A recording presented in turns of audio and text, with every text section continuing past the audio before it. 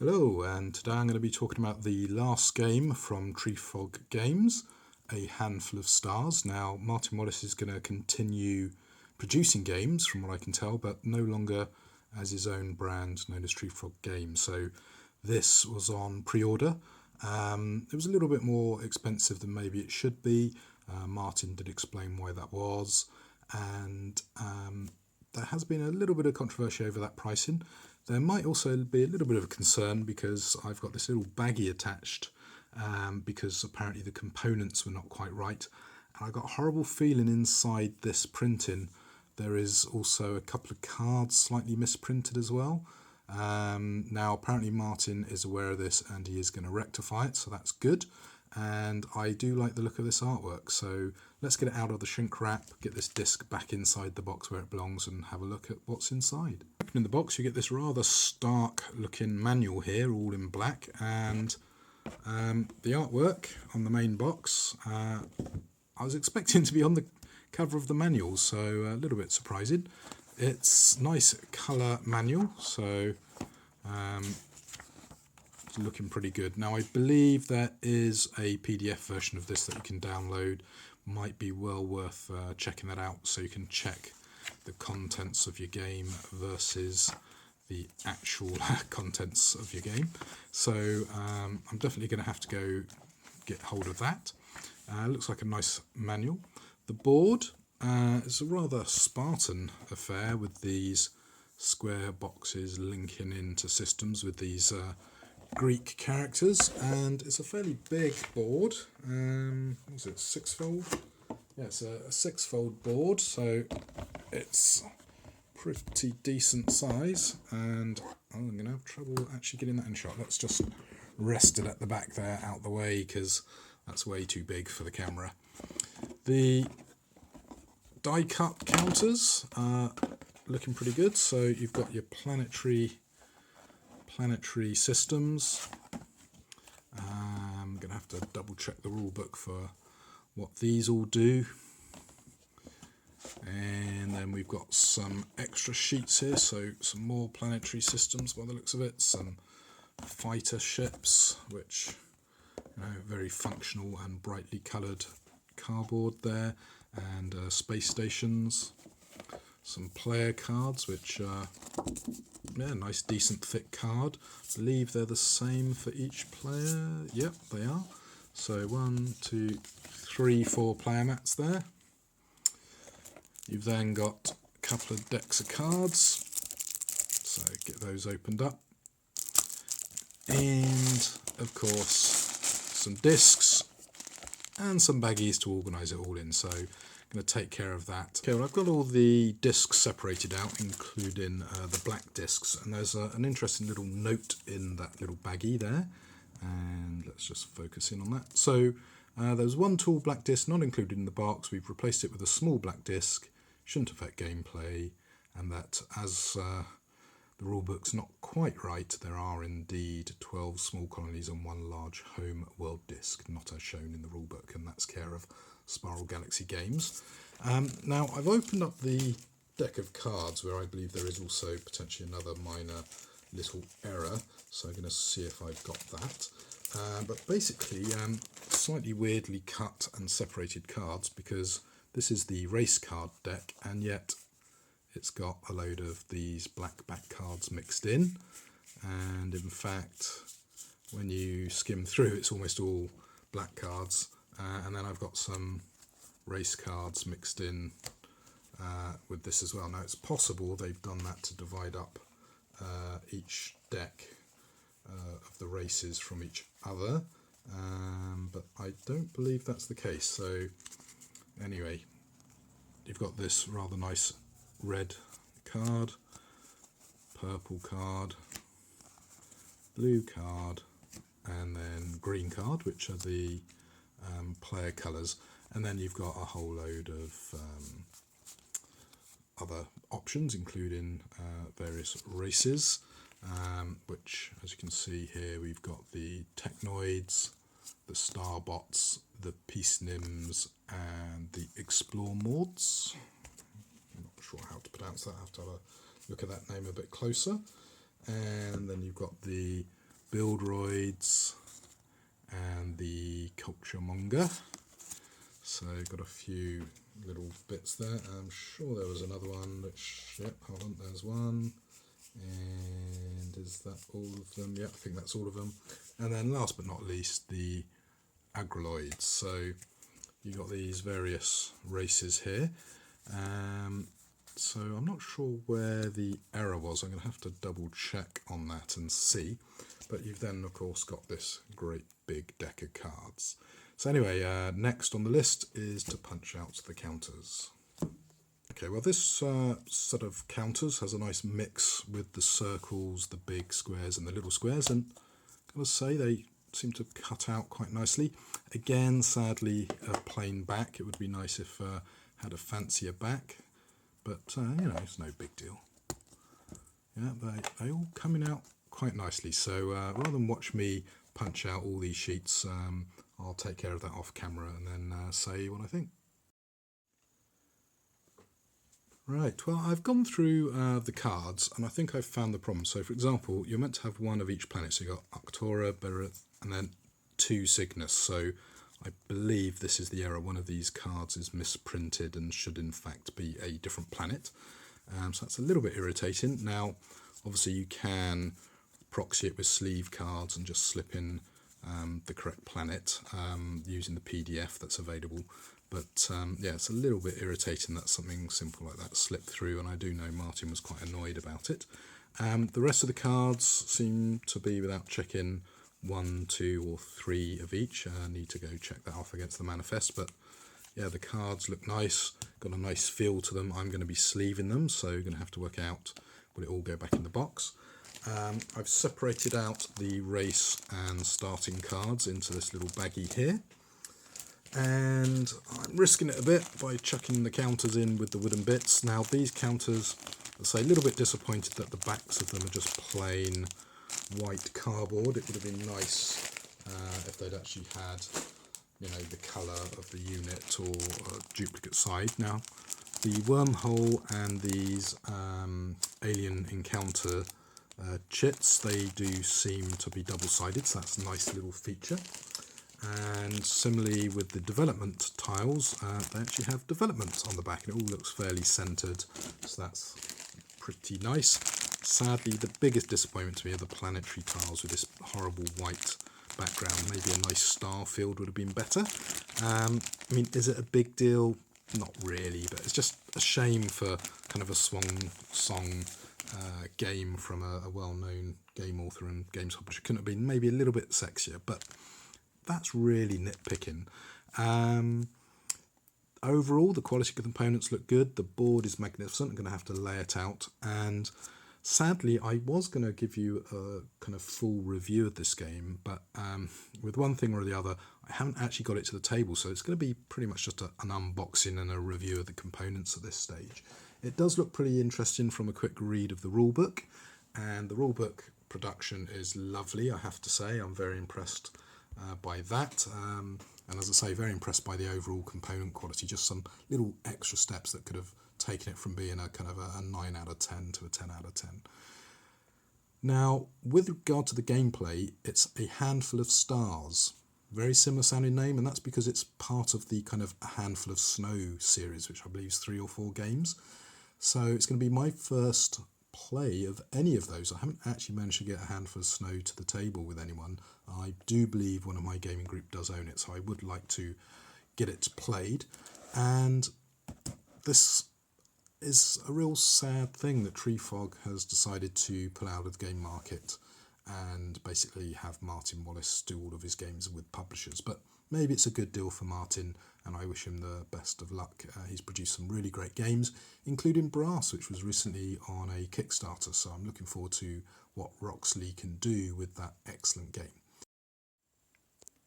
Okay, so I'm just going to walk you through setting up the game. I'm going to pretend it's a 2-player game. I'm only going to deploy the aliens and 1 player's units because it's a little bit involved trying to do it on camera at the same time as sort of reading the rulebook to try and minimise the rules errors you're making. So first things first, you randomise your board layout. So you get all your tiles, randomise them, pop them down and then reveal. You then look for black holes. So for example, if I come down here, this planet here has a little symbol, so that means a black hole disk goes on the planet. Once you've done that for all the black holes, you then look for connections and move the disk onto the connection. So as you can see, a loop here is almost cut off. It's got one spare connection. Up in the top corner here, there is a planet with a black hole, but there is no connection. It's all the way over here. So my region of the rulebook, rather than move the disk to there, because it's not actually in a space that connects to there, it just goes off to one side and doesn't get used. So that's the first thing you do, is you set up your board. Well, the first thing you do is actually set up your player board, but you're going to be taking lots of bits off that. So the first main setup is getting all these tiles done. You then have to build your starting deck. Now, that depends on how many players you are playing with. So in 2 players, I get 5 habitable planets and 5 uninhabitable planets assigned to me. So if I come over here, I've got Rend, Rathena, Arctura, Ligath, Cygnus, and then I've got these, haven't actually looked at these yet, so Andari, Mugatar, is that? Peligri, Ponthus and Quellos. Why do game manufacturers have to keep doing impossible to pronounce names? So anyway, these are all my planets, so I get to put little cubes of possession on them. So let me just put the camera down and do that. Okay, so I can see a bit of a time sink here where you're setting up. You've got to find your planets. Now I had a load all in one spot, so I'm probably going to want to think about making my homeworld over here so I can support myself. But yeah, because they're randomly laid out, the planets, you're going to have a little bit of a difficulty trying to find them. Luckily, in the top right hand corner of your card, there is actually a planetary image. And where's that one gone? I just found it, yep. So it does sort of match up with what's on the tile as well, which makes it fairly easy to track down. So that's good. So as you can see, I've got my 5 uninhabitable and my 5 habitable planets. They're going to be going into my deck in a bit. You then get your player colour cards. So I've gone with purple, so I get my 4 basic cards. You also get randomly assigned a race. So this race here, I suppose you could pick a race if you really want to. I have to double check the rulebook on that actually. Rapid reaction force, super dreadnoughts and star bombs, so I fish those out from the technology deck. They also go in my deck. And then you get 2 random cards, which I'm going to have to draw. So you're going to end up with, what's that, 5, 10, 14, 16, 18-ish cards, I want to say, in a 2-player game. I'm going to have to double check that, but seems to be about what you're going to get. And they're then going to get shuffled and put on your player board, which should be here, but I'm a bit tight on space, so I'm just going to pretend it doesn't exist for now. Okay, well, I just double checked the rulebook, and this is meant to be random, but I don't see why you couldn't house rule it as being, player picks. My 2 random technology cards, which no player knows I have, are Terraforming and Top Secret, so they can slip into my deck. So I got a load of xenophobic, top secret research on how best to kill you. We then take over your world and make it suitable for us. Boo, sucks to be you. Lovely. I do like the sort of fluff around the universe. There is a little bit of a story element. It's fairly minor, to be honest. The names are a bit odd, and the story element's a little bit weak, but I could see it being really nice. And I do like the artwork. It's a sort of simplistic style, but I really like that. It looks really good. Okay, so off camera we've pretended to have secretly selected our planet. So my homeworld is Ponthus. It gets the large homeworld indicator as well as a colony disk. The colony disk takes over from the little cube, and then I've got Arctura equally taken over. So rather than getting 2 spaceships, it just gets 1 fleet of spaceships. And yeah, that's pretty much it. Okay, just to clarify then, as part of your setup, you pick your kind of homeworld, your main colony, and then all your other systems just get a little set of fleet ships on them. And that's pretty much it. That's actually phase 5 of the setup process. Phase 6, you randomly determine a first player. you deal out a load of development counters, and then basically you draft a development counter, and that goes in the spot for your home world. You then do that once more to go in the spot of your development. So I'm just going to randomly grab some development tiles out of the box and just put them down over by my cards here, where I should have my play mat. I know I don't have one, but space. Okay, so for the purposes of this quick setup, I've pretended to have randomly drawn these cards. So as you can see, I've got some resources from those. I've also potentially got some nice resources from my planet as well. Seem to have quite a lot of red resources, which I guess is quite nice. I've also got a lot of this symbol, which if I remember correctly is energy. So I'm going to have to quickly flip to the rulebook to check that out. We then allocate victory points. Now in a two-player game, I believe we start with 36 points, and then obviously you accrue and lose victory points over the game, and whoever has the most victory points at the end is the winner. Okay, so we're almost done now. So both players in theory have pretty much set everything up. So that should leave free, free 8 planets. So these chits here, have a value on one side and a kind of generic look on the other. So at random, you kind of shuffle these up and place them on all the neutral planets. So let's say I've got a neutral planet here, up here, and these are the habitable planets. So let's say New Earth is alien because weird humans or something live there. Heard rumours about them. And let's see. Don't want to make the setup too easy for me. There you go. So let's say that is the situation. So I haven't put out the second players, so apology. But that would be the setup, and then obviously all the other habitable planets would have a different player colour on. So, for example, I've got a potential bit of conflict here, potential bit of conflict here, bit of conflict down here. Maybe protected by the black hole, but they can come at me from that direction. Bit of conflict here. So yeah, there's lots of space to develop, but also quite a tight board to get you into aggressive combat. Anyway, there is only one final step, and as I say, that's to get all these cards, shuffle them up, and draw 6 cards, and that's your starting hand, and away you go to play the game. Now I need to have a better read of the rulebook and actually play the game before I feel comfortable going on. I've already made, I'm sure, some mistakes on setting up the game. This is actually my second take because I realised part way through it that I'd totally mucked something up. So I had to start filming again.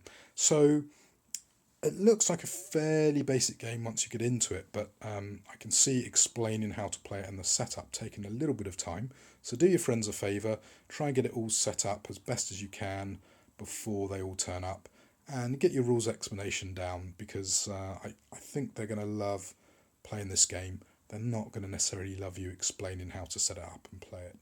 Anyway, that's my quick look at the game.